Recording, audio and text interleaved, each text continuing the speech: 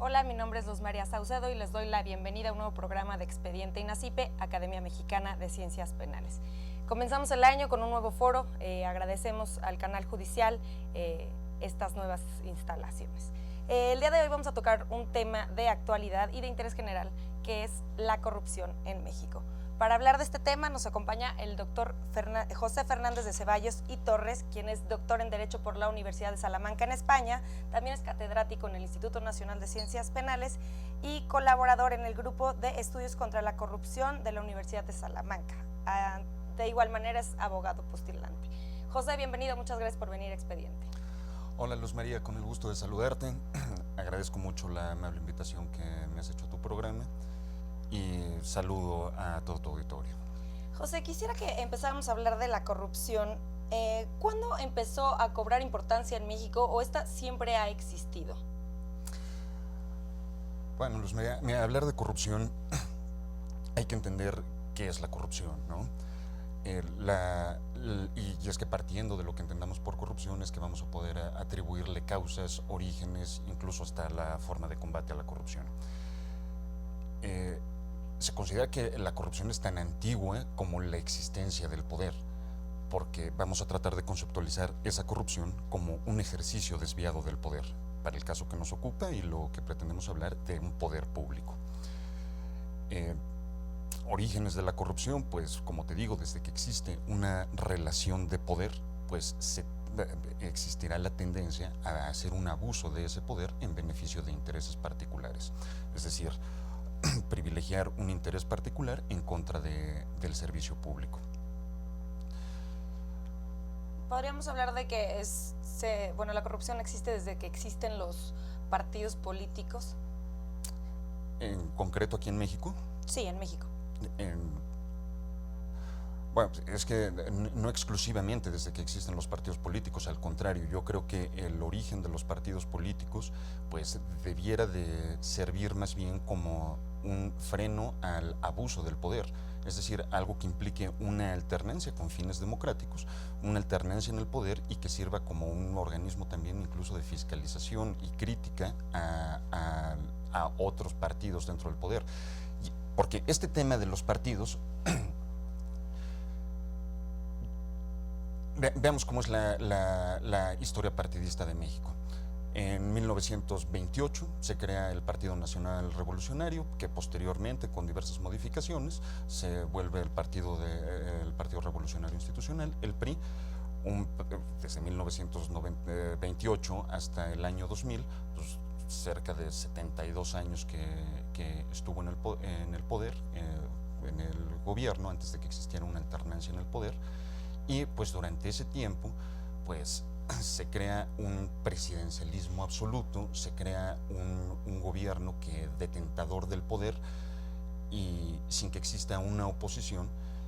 Y pues recurriendo al refranero popular, recordemos que pues, si el poder tiende a corromper, el poder absoluto pues corrompe absolutamente, ¿no? Entonces, por un lado hay que distinguir eso, si los partidos políticos sirven como un freno para ese ejercicio abusivo del poder público, si fomentan esa alternancia en el ejercicio del poder, pues no es que los partidos políticos sean causa u origen de la corrupción. La corrupción existe y la forma bien entendida de la función de los partidos políticos pues es un límite a la corrupción. Por desgracia, actualmente dentro de lo que marca la estadística, los índices, es que la clase política es la que se ve más afectada en temas de corrupción. Entonces, el tema de la corrupción es pues una práctica, si lo podemos llamar así, exclusiva del gobierno o es más generalizada, o sea, también se extendió a la gente en general. No, por desgracia no es una práctica exclusiva del gobierno ni de la autoridad. Este ejercicio desviado del poder público, pues en muchos casos implica una alternancia también con los particulares. Incluso pues, delitos tipificados, o sea, pensemos en cualquier delito de corrupción, pues puede tener también la vertiente de los particulares. Y precisamente en ese sentido es que la reforma constitucional en materia de combate a la corrupción del año pasado, del 27 de mayo de 2015, Incluye dentro del título cuarto, que antes nada más hablaba de responsabilidades de servidores públicos y de la responsabilidad patrimonial del Estado, ahora incluye también a los particulares vinculados con faltas administrativas graves y con hechos de corrupción. Son las dos vertientes y no se puede quedar uno decir, es que la autoridad es corrupta, es que el funcionario público se dejó cohechar. No, existe un cohechador, ¿no? Existe una persona, un particular que también puede beneficiarse o participar de esos actos de corrupción. Realmente es una problemática general de la sociedad en general. Pero bueno, ya hablamos de que se puede dar por parte del gobierno también en interacción con particulares. ¿Existe la corrupción entre particulares solamente o ya sería como otro tipo de delito, como, no sé, fraude o abuso de confianza? Desde luego que existe la corrupción entre particulares, no ha sido estudiada en México. Incluso, fíjate, existe un instrumento internacional, la Convención de Naciones Unidas contra la Corrupción, firmada en la ciudad de Mérida, aquí en México, en el año de 2003. Y esta convención regula en su artículo 22 y 23 la corrupción entre particulares, que básicamente hablan de la figura del cohecho o una figura de peculado, desde luego entendiéndolo en recursos particulares, pero es un ejercicio desviado dentro de la actividad de los particulares. Una corrupción igualmente grave, solo que atenta contra diferentes bienes jurídicos. Si la corrupción pública, ese ejercicio desviado del poder público, básicamente afecta con un bien jurídico tutelado, como podría ser la función pública, la administración pública, la administración de justicia, la corrupción privada, pues atentará contra la libre competencia, la igual competencia. Igualmente grave, igualmente lesiva, pero no tipificada en México como delito, aunque México, siendo parte y habiendo firmado y ratificado este tratado internacional contra el convenio de Naciones Unidas contra la corrupción, debiera tipificarlo en la legislación nacional, en la legislación interna, para que rija, pero insisto, no está regulado como delito. Hasta el momento no, aunque hayamos firmado el tratado, no se ha pues avanzado más en el tema. No se ha avanzado en el tema, no obliga a los particulares, pero sí existe la corrupción entre particulares, la corrupción privada. José, cuéntame cuál es la legislación aplicable ahora para combatir la corrupción o bueno, que regule los actos de corrupción.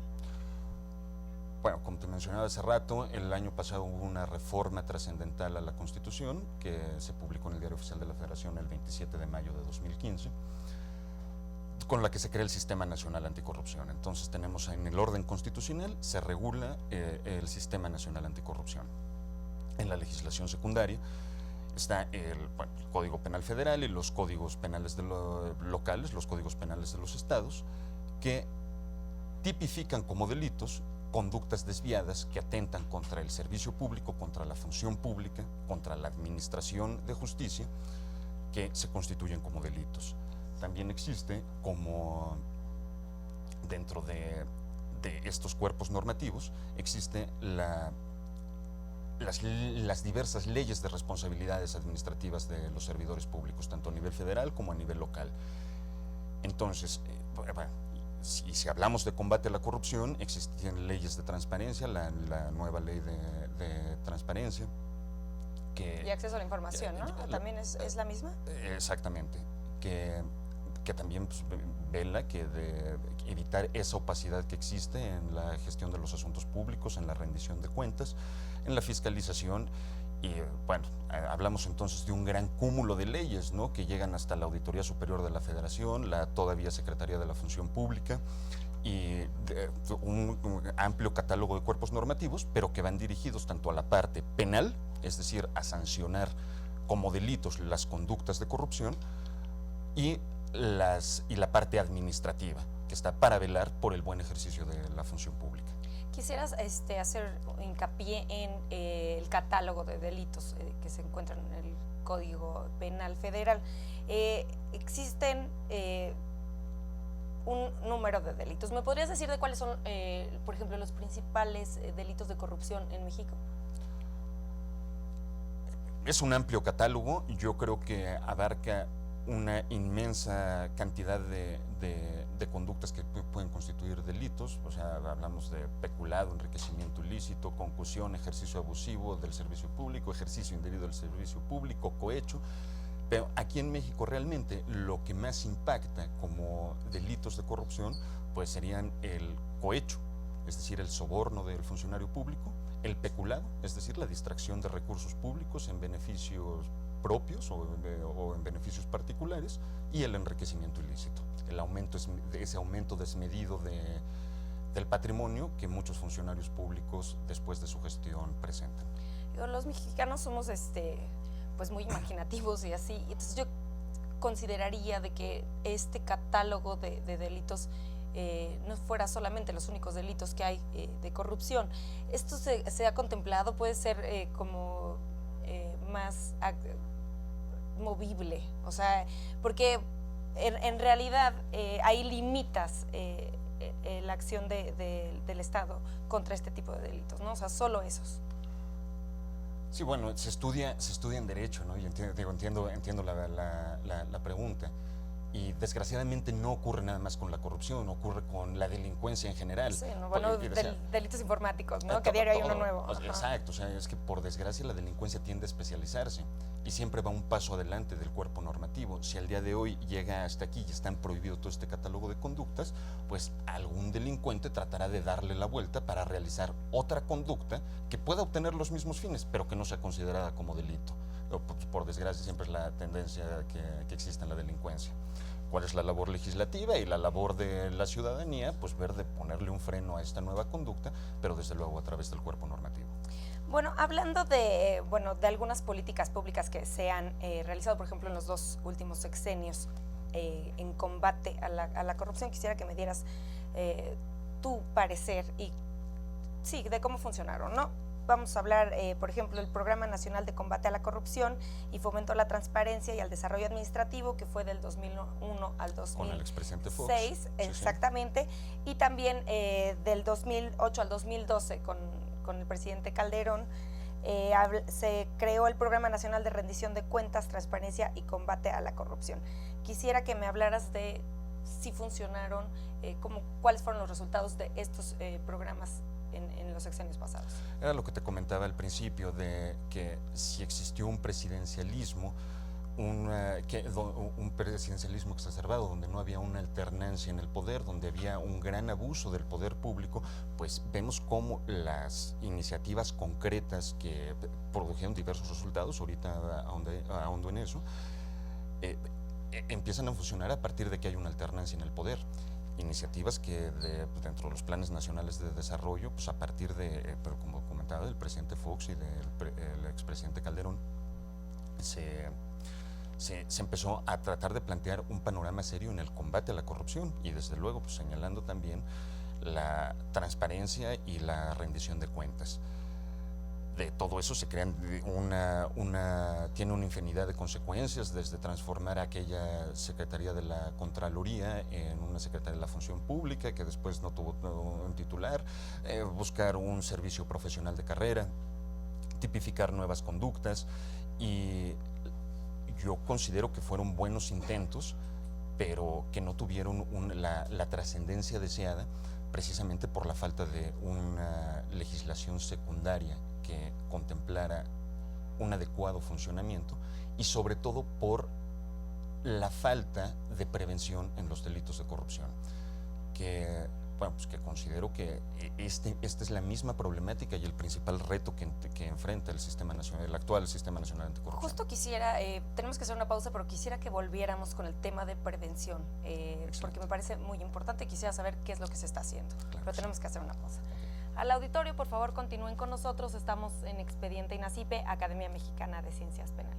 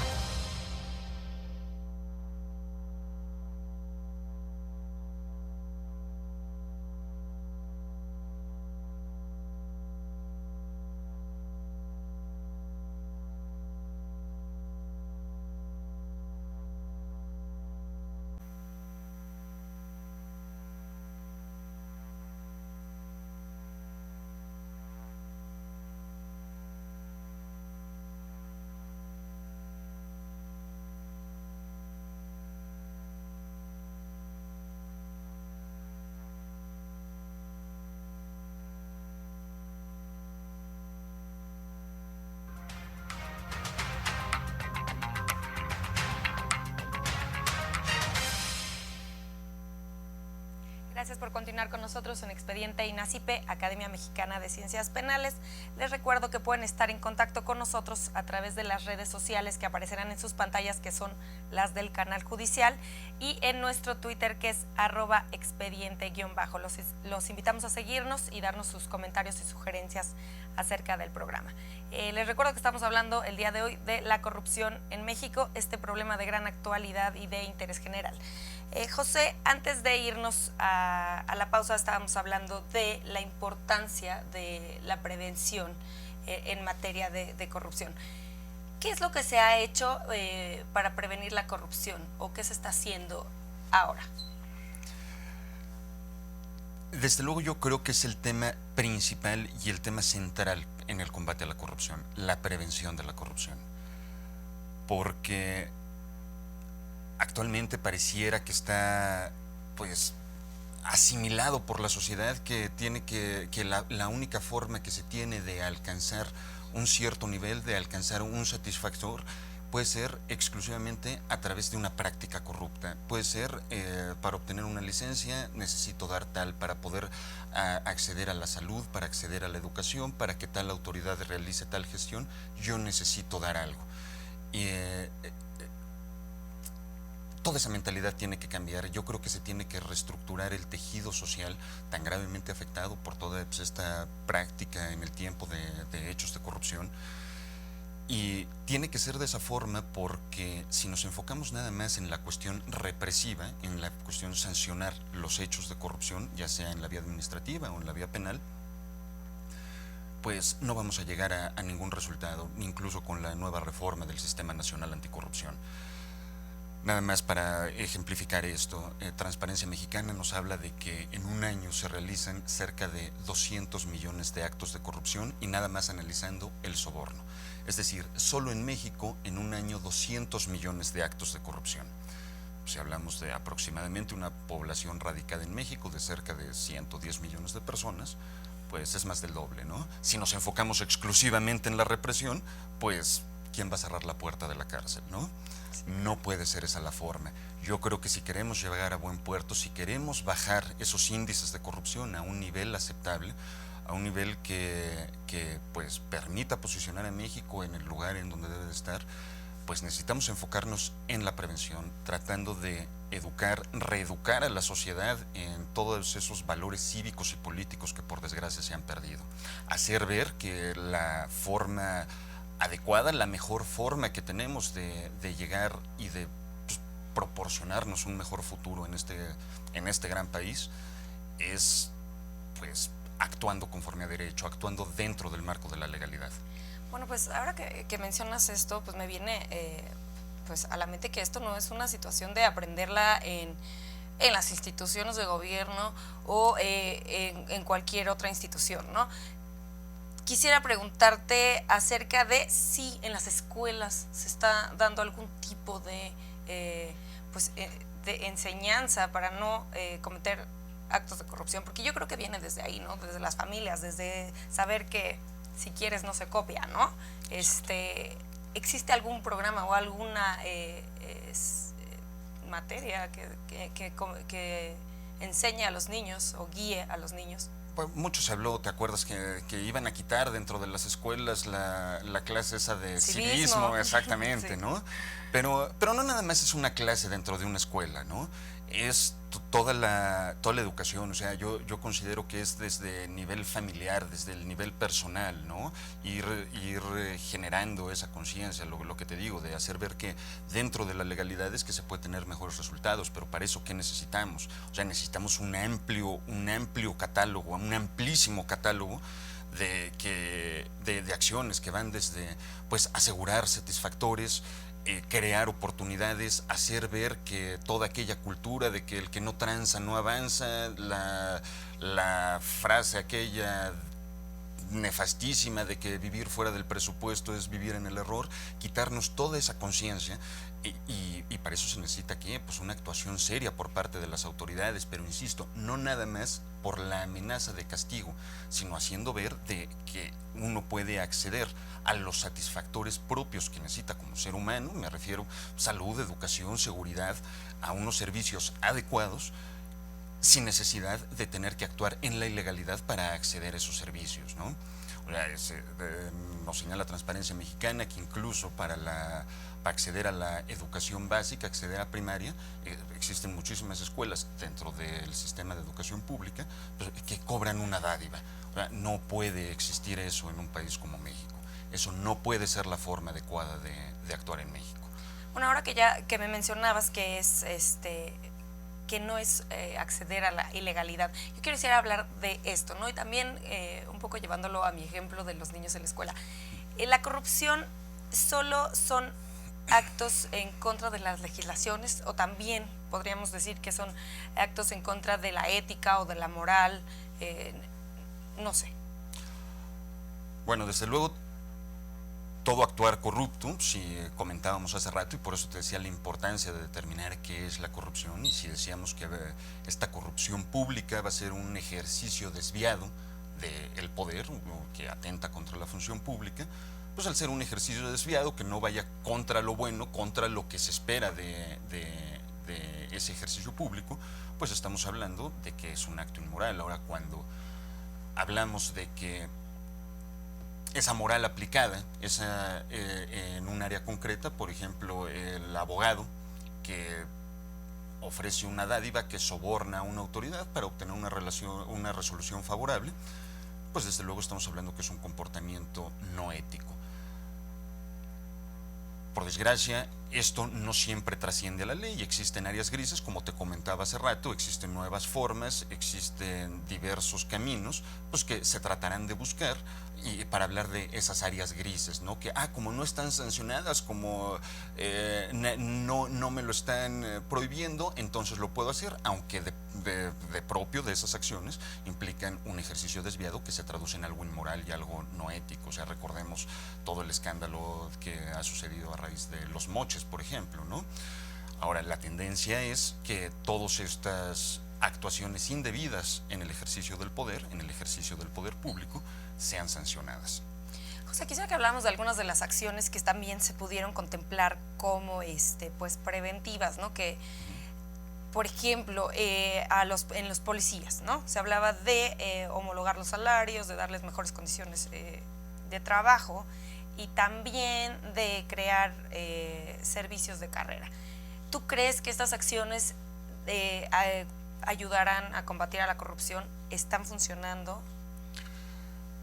Bueno, desde luego el servicio profesional de carrera, la legislación que lo regula, por supuesto que es un límite y es un gran freno a la corrupción.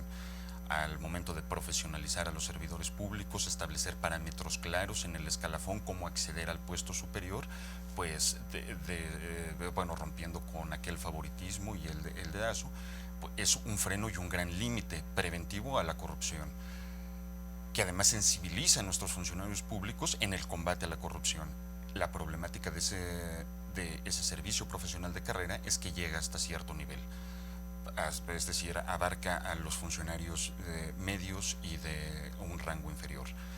Sin embargo, no cubre al alto funcionario o a estos que se consideran empleados de confianza, ¿no? Ahí sigue existiendo ese favoritismo, amiguismo, compadrazgo, que incluso llega a estar a asignársele un puesto público a un funcionario que no está capacitado para el... ¿Tú crees que la corrupción se da a todos los niveles o crees que en algunos niveles se dé más? Y eso va de la mano con lo que me decías hace rato de los policías. Muchas veces se habla, no, es que como un policía gana poco o no gana algo que sea completamente, un sueldo que sea completamente remuneratorio, o existen diversos salarios entre las diversas policías, pues eso le sirve de justificación para decir, es que si no, ¿cómo llego a fin de mes? ¿Cómo alcanzo mis metas económicas? Esto se convierte en un absurdo que no puede ser de ninguna manera justificativo para un actuar corrupto. Desde luego se tendrían que homologar los salarios, desde luego que esa escasa percepción que reciben algunos funcionarios públicos, como los policías, sirve para fomentar la corrupción, pero insisto, no puede ser de ninguna manera justificativo para un acto de corrupción. Ahora, ¿qué trascendencia tiene o si hay mayor o menor impacto en estos actos de corrupción? Mira, volviendo a la estadística, lo que nos dice Transparencia Mexicana es que 200 millones de sobornos en un año, te comentaba hace rato. 200 millones de sobornos que representan aproximadamente 32,000 millones de pesos. Entonces, uno no puede decir, porque se trata de un acto de corrupción de una menor cuantía, no es tan importante, eso no trasciende, porque aquí sí tenemos que ver la acumulación que representa. No por decir, es que ese pobre policía que percibe un sueldo que no es remuneratorio, pues, ¿qué implican 200 pesos en una mordida, no? No, pero cuando esto lo sumamos a todo este gran número de actos de corrupción que existen, y si solo hablamos de sobornos, pues 32,000 millones de pesos ya repercuten en corrupción. Corrupción que, te digo, o sea, Transparencia Mexicana nos habla de que representa 4 puntos porcentuales del Producto Interno Bruto, o sea, cerca de 740,000 millones de pesos. Nada más para que nos demos una idea, casi el doble de lo que se asigna al sector salud y al sector educación en México. Es gravísimo. Y me estás hablando de cifras de Transparencia Mexicana, pero son la única institución que da cifras, o tenemos algunos otros indicadores, o sea, ¿cómo el gobierno mide los niveles de corrupción? Existen muchísimos indicadores, y no solo a nivel nacional, sino a nivel internacional. Está Transparencia Internacional, el barómetro de corrupción, el índice general de percepción a la corrupción, el índice global de corrupción. De hecho, hay un listado. Algún año me tocó ver instituciones en la lista, pues del 1 al 100, y exacto, instituciones de gobierno, ¿no? Y te buscabas, ¿no? Exactamente. ¿Pero quién hace ese trabajo? Y por desgracia, entre todos reprobamos. Transparencia Internacional, haciendo este listado de los países más corruptos, nos ubica, imagínate, en el lugar número 103 de 175 países evaluados. Nos da una deplorable calificación reprobatoria de 35 puntos sobre 100. ¿Quién realiza todo esto? Pues diversas instituciones, tanto públicas como privadas, pero realmente las más serias, las que trascienden, las que se siguen, son estos organismos no gubernamentales, precisamente porque no están vinculados al poder o no se benefician de alguna mejor calificación. Quisiera que me hablaras de la relación entre corrupción e impunidad. Muchas veces puede llegar a confundirse una cosa con la otra, pero exactamente, platícanos cómo se relacionan y también cuáles son las diferencias. Vuelvo a lo mismo, ¿no? O sea, entendemos por corrupción ese ejercicio desviado del poder. ¿Qué es la impunidad? Pues la impunidad es dejar sin sanción cualquier tipo de acto que debiera de ser sancionado. Desde luego, un acto de impunidad, pues representa un acto corrupto, pero no todo acto corrupto tiene que ser impune. ¿Sí me explico? Si hay una relación de interdependencia, es decir, esa impunidad va a representar, ya sea o fomentada o por ignorancia, ¿no? Esas omisiones que implican alguna responsabilidad. Pero el no sancionar un acto que deba de ser sancionado, desde luego legalmente hablando, pues siempre va a ser un acto corrupto. No sé, pensemos en un acto que no es propio de corrupción, para ejemplificar esto. Es decir, un incumplimiento de contrato de naturaleza civil. Si el juzgador que va a analizar ese caso concreto no sanciona a la persona culpable, a la persona responsable de ese incumplimiento de contrato, estamos hablando de un hecho de impunidad, ¿ok? No se sancionó a alguien que tenía una responsabilidad. Ahora, para nuestra materia, lo que nos importa, cuando esto trasciende al acto de corrupción, es decir, si el funcionario público que se enriqueció ilícitamente, si el servidor público que distrajo recursos del Estado, de la nación, en beneficio propio y no del interés público, no es sancionado, pues estamos hablando que ese acto de corrupción ha sido impune. Desgraciadamente aquí esa impunidad, como estamos analizando, pues fomenta corrupción, ¿no? Se vuelve ahí una espiral que por desgracia tiende a crecer, ¿no? Es decir, a mayor corrupción, mayor impunidad. Claro. En el bloque anterior mencionamos algunas de las funciones de la Auditoría Superior de la Federación, pero no hemos hablado como tal de cuáles son las instituciones encargadas de prevenir y de sancionar. Cuéntanos acerca de esto. vamos a enfocarlo en el Sistema Nacional Anticorrupción, considero, porque bueno, el Sistema Nacional Anticorrupción, creado por esta reforma constitucional de mayo del año pasado, crea un comité coordinador de la prevención y de la sanción de los actos de corrupción, ¿no? Comité que va a estar integrado pues, por diversas autoridades, el titular de la Auditoría Superior de la Federación, el fiscal anticorrupción, el titular del Tribunal Federal de Justicia Administrativa, el titular de la Secretaría de la Función Pública, el titular del INAI, del Instituto Nacional de Acceso a la Información, un representante del Consejo de la Judicatura y un representante de un comité de participación ciudadana. Pero esto es un futuro, ¿no? Pero en un futuro próximo, cercano. O sea, yo creo que tenemos, no sé, a finales del primer semestre de este año tiene que estar... ¿Existe un plazo? Esa es mi pregunta, porque esta reforma se hace en mayo del 2015. Exacto. Y a la fecha no se ha tenido ningún avance acerca de las legislaciones secundarias. Existen ciertos avances, ¿no? Como la publicación de esta nueva ley de transparencia y acceso a la información.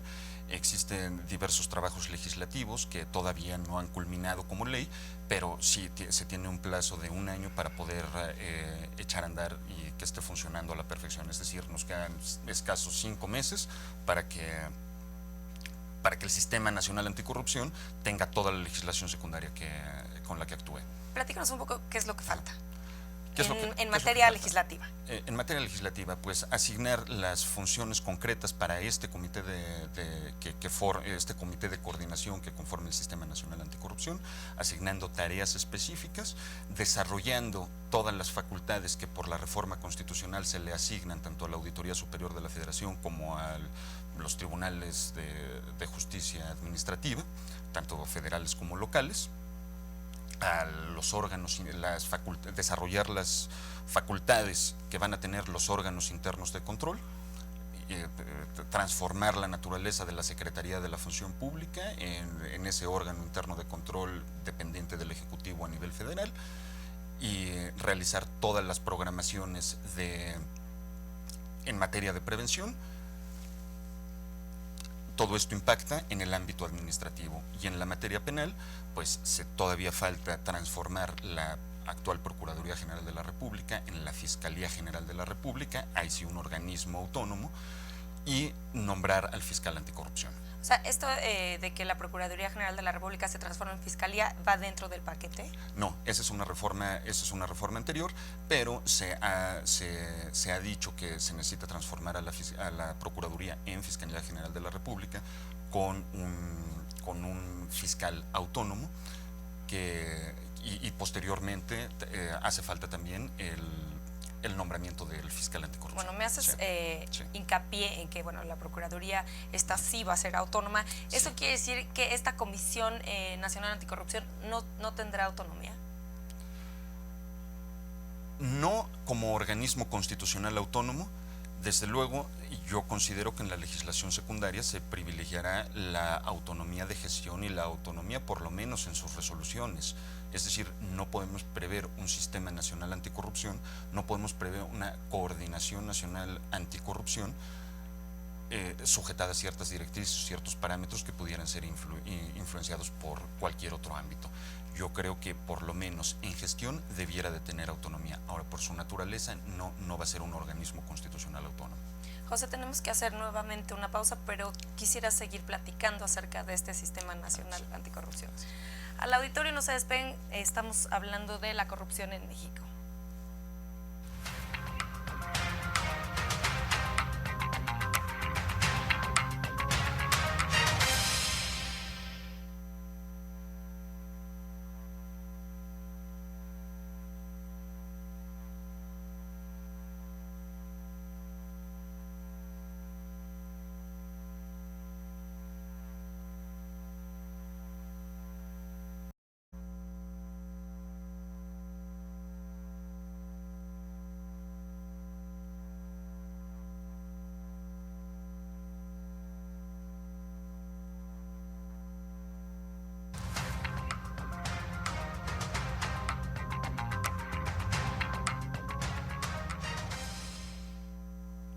Gracias por continuar con nosotros en Expediente INACIPE, Academia Mexicana de Ciencias Penales. Quisiera agradecer nuevamente la hospitalidad al canal judicial y recordarles que pueden estar en contacto con nosotros a través de las redes sociales del canal judicial y nuestro Twitter, que es @expediente_.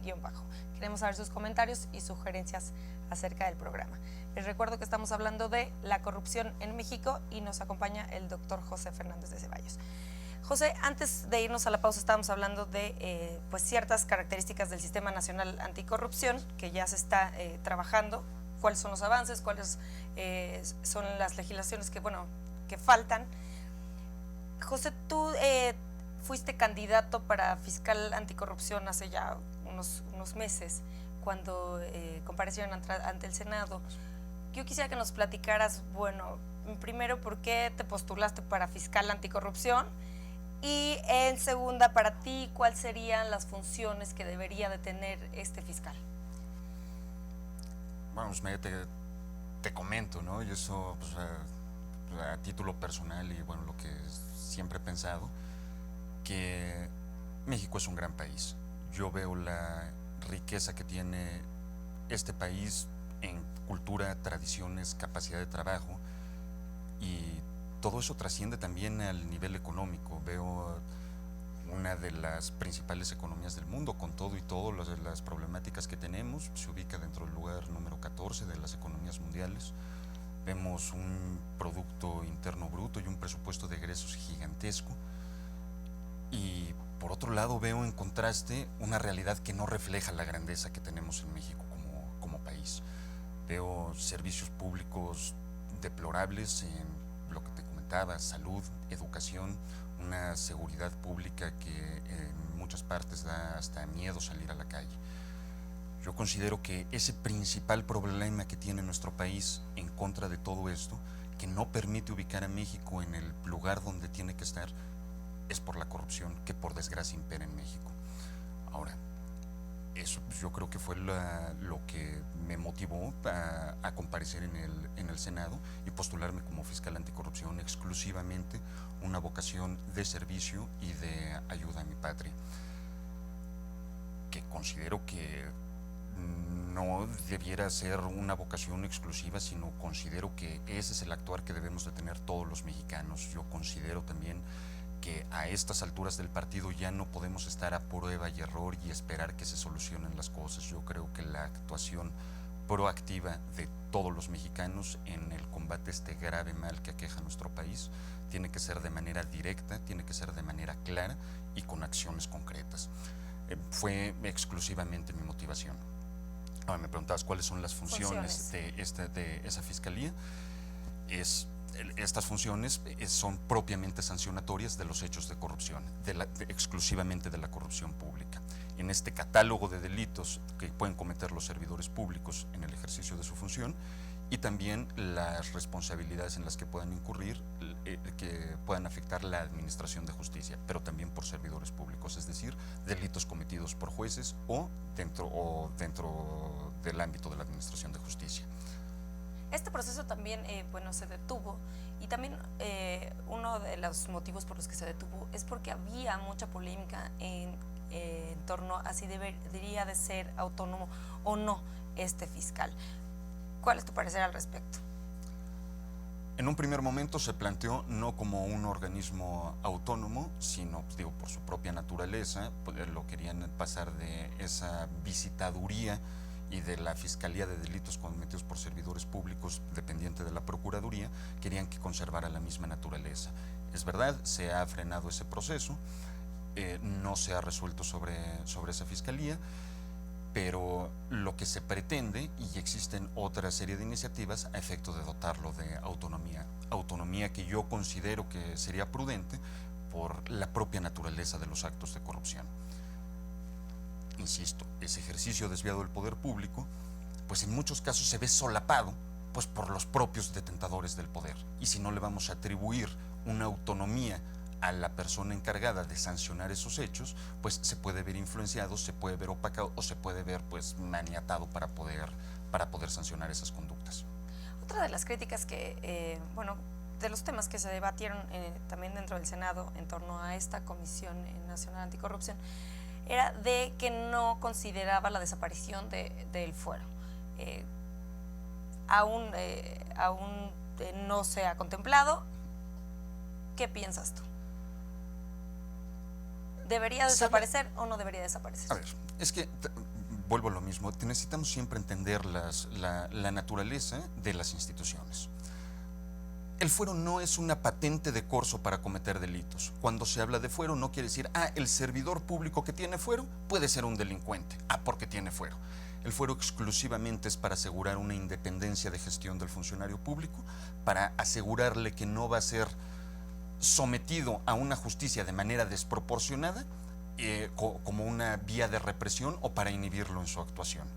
Es decir, una figura bien entendida del fuero, pues debiera servir exclusivamente para eso. No es el Estado no va a ejercer una presión a través de sus instituciones para alguien que vaya en contra del Estado y que ocupe un puesto público. Es decir, vamos a privilegiar la función pública sin una medida de presiones externas, desde luego dentro del marco de la legalidad. La problemática es que hoy por hoy se entiende en sentido contrario. Lo que te decía, es decir, el funcionario público, es que como tiene fuero, es que abusa del fuero. Y muchos servidores públicos, por desgracia, ven así el fuero. Personas que pretenden acceder a un cargo público, pretenden ser diputados y si no se van del país a efecto de que no los sancionen por algún posible actuar corrupto. Ahora, en general, y dada la situación actual que se vive en México, considero que es innecesaria la figura del fuero. Considero que todo aquello para asegurarle a ese funcionario público su autonomía de gestión, para que no se viera presionado por el Estado, pues eso a lo mejor sirvió en un constituyente originario allá hace casi cerca de 100 años, pero actualmente eso no sucede. Actualmente el fuero es una figura anacrónica que debiera desaparecer y que no sirve en nada, exclusivamente para transformar en la mente de esos servidores públicos corruptos el decir, tengo fuero, entonces puedo delinquir. Pues ya que estamos hablando de los servidores públicos, yo quisiera que nos hablaras, que nos platicaras acerca de si es correcto el actuar de los servidores públicos, hablo ministerios públicos de los poderes de la Unión, para sancionar y también para prevenir la corrupción. Aparte eres abogado postulante, entonces me puedes hablar de pues la realidad de las cosas, ¿no? Lo que te toca ver ahí, en el sistema penal. Tengo la gran satisfacción de conocer a muchísimos servidores públicos, que es gente comprometida con el servicio público, gente educada, gente estudiosa, gente que repudia los actos de corrupción, y no nada más servidores públicos. Tantísimos millones de mexicanos que consideramos que esa es la forma que se tiene que actuar en el país. Por desgracia, y no solo yo en el ejercicio de las funciones, sino creo que todos nos hemos topado de frente a la corrupción. Existen esos otros servidores públicos que, valiéndose del cargo, abusan del cargo en beneficio propio, en beneficios de terceros, y desgraciadamente por culpa de ellos es que se ve afectada toda la administración. Desgraciadamente por culpa de esos servidores públicos se tiene un panorama generalizado de que tal autoridad es corrupta, tal funcionario, tal diputado. Todos esos se conceptúa en la sociedad a un punto que se crea una polaridad gigantesca. Para desprestigiar a alguien es el gobernante, el político, y yo ciudadano, y me pongo una bandera de decir, me etiqueto como yo ciudadano para tratar de ser el bueno o para tratar de no estar sancionado. Etiquetas completamente absurdas, porque a final de cuentas todos somos mexicanos y todos participamos de lo mismo, y como te decía al principio del programa, el acto de corrupción no implica nada más al funcionario público. En la inmensa mayoría de los casos implica al particular que participa de ese acto de corrupción. ¿Cómo nos encontramos en esta situación? Y yo en el ejercicio profesional, así tal cual. Como me he topado con autoridades en extremo responsables que realmente participan activamente en contra de los actos de corrupción y repudian todo acto de corrupción, también se me han presentado funcionarios públicos que fomentan esa corrupción, cosa a la que nunca se debe de acceder. Bueno, ahora volvíamos al tema de que, bueno, tanto funcionarios como particulares cometen actos de corrupción. pero no quisiera que se nos terminara el programa sin hablar de las sanciones. Las sanciones que se encuentran contempladas en el Código Penal Federal son para servidores públicos como para particulares. Para particulares, sí, son sanciones y sí, tanto para servidores públicos como para particulares que participen de esos hechos de corrupción. Y las penas pues van desde prisión a multa e inhabilitación para ocupar cargos públicos. Y fíjate que este tema es muy importante porque precisamente a partir de la reforma constitucional en materia anticorrupción, con lo que se crea el Sistema Nacional Anticorrupción, se regula a nivel constitucional la facultad que va a tener tanto la Auditoría Superior de la Federación como la Secretaría de la Función Pública de investigar faltas administrativas graves cometidas por servidores públicos. Claro, porque una falta administrativa grave se puede convertir en un delito que pueda ser castigado penalmente. Y administrativamente. También. Es decir, una no excluye a otra. La responsabilidad de los servidores públicos coexiste y el hecho de corrupción o la falta administrativa puede tener tanto la vertiente administrativa, que tendrá una sanción para el funcionario público de amonestación, suspensión, inhabilitación para ocupar el cargo público y multas, tanto la sanción penal, ¿ok? Pueden coexistir en el servidor público. Ahora, para el particular, se le aplicarán también sanciones administrativas de la misma naturaleza y no exclusivamente a la persona física, y yo considero que es un acierto, también se va a sancionar administrativamente a la persona moral, es decir, a la sociedad que se utilice, a la sociedad, a la asociación que se utilice para cometer alguna falta administrativa de corrupción. Cuestión también ya contemplada en la materia penal. Las sanciones de la materia penal son de otra naturaleza que implican la prisión y la multa. Bueno, ahora estamos en camino de que se implemente este Sistema Nacional Anticorrupción, pero hasta la fecha se tienen algunas cifras de sentencias por la Comisión de Actos de Corrupción. Sí, que es una cifra mínima en comparación a todos estos actos. Se calcula que aproximadamente se denuncian cerca del 10% de los actos de corrupción que suceden y ni siquiera alcanza el 1 o 2% a llegar a una sanción. ¿A qué se debe que, bueno, cuál es tu parecer, ¿no? ¿A qué se debe que no exista denuncia por parte de la ciudadanía, ¿no? Precisamente por esa participación generalizada también en los actos de corrupción. Muchas veces entonces, ¿quién va a denunciar? El que se ve afectado por el acto de corrupción. Que pues, a esto ya vamos reduciendo el número de los actos de corrupción, ¿no? O sea, los que implica el perjuicio también para un particular. Y pues también en la gran mayoría de los casos pues volveríamos entonces a la impunidad, ¿no? Se tiene que cambiar todo eso, decir, pues, ¿para qué denuncio si no va a llegar a ningún resultado? Y en un inicio también me hablabas de lo que es la burocracia, ¿no? Que también hace que la gente no denuncie, ¿no? Pues una excesiva tramitología para poder asegurarme un servicio público que, por un lado, se mezcla todo, ¿no? O sea, se crea todo ese sistema propicio para la corrupción. Es decir, la opacidad en la gestión de los asuntos públicos, la opacidad en la rendición de cuentas, una tramitología absurda y excesiva y un funcionario corrupto que va a solicitar X para poder acceder a ese servicio público. Pues así, ¿quién va a denunciar? Cosa que se está cambiando en la cultura y en todos los aspectos, y precisamente dentro de las tareas preventivas del combate a la corrupción es importantísimo pues fomentar esa cultura de la denuncia y de la legalidad. Quisiera que nos hables de los principales retos de este Sistema Nacional Anticorrupción. ¿Qué veremos a corto plazo y qué veremos a mediano y largo plazo? Bueno, el principalísimo reto, yo considero que el panorama, tanto constitucional y en lo que se está trabajando en la legislación secundaria, tanto en la vertiente administrativa como en la vertiente sancionatoria exclusivamente penal, el panorama está dado y el panorama es claro. Creo que es un adecuado esfuerzo, va a ser una buena práctica a efecto de reducir los niveles de corrupción. Pero insisto, el reto fundamental que se presenta en el combate a la corrupción en México es la prevención de la corrupción.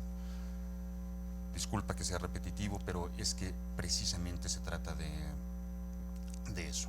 Si no prevenimos fomentando la cultura de la denuncia y la legalidad, si no prevenimos educando en valores cívicos y políticos, si no actuamos todos como sociedad en conjunto, por más sistemas anticorrupción, por más leyes de transparencia, por más amenaza de sanción, por más amenaza de cárcel, de que todo mundo se va a ir a la cárcel si comete un acto de corrupción, la corrupción va a seguir teniendo estos niveles alarmantes.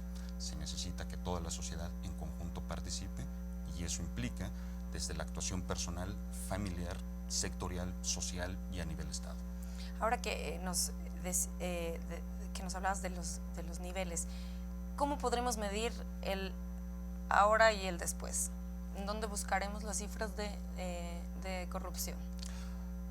Bueno, todos estos índices que comentaba hace rato, porque recordemos que la corrupción no se va a acabar, ¿ok? Eso no existe. O sea, hablando de cómo surge la corrupción, si desde que hay una relación de poder, es decir, si haya una autoridad, siempre va a haber corrupción, y por eso se habla de la percepción de la corrupción y se habla de porcentajes de corrupción. Incluso los países que menos corrupción tienen corrupción. Insisto, no se va a acabar la corrupción, pero sí podemos llegar a un límite aceptable, un nivel tolerable de estos actos de corrupción. ¿Dónde lo veremos? Yo considero que en el mediano plazo, por lo pronto, lo veremos reflejado en índices de corrupción de Transparencia Internacional. ¿La ciudadanía lo va a percibir? Necesariamente sí. Considero para que sea efectivo, lo tiene que percibir la ciudadanía. Doctor José Fernández de Ceballos y Torres, te agradezco muchísimo que hayas venido al programa. Nuestro tiempo se terminó, pero muchas gracias por compartir con nosotros. Gracias a ti, Luz María, a tus órdenes, y gracias a todo tu auditorio. Al auditorio, muchas gracias por acompañarnos el día de hoy. Los espero la próxima semana en un nuevo programa de Expediente INACIPE, Academia Mexicana de Ciencias Penales.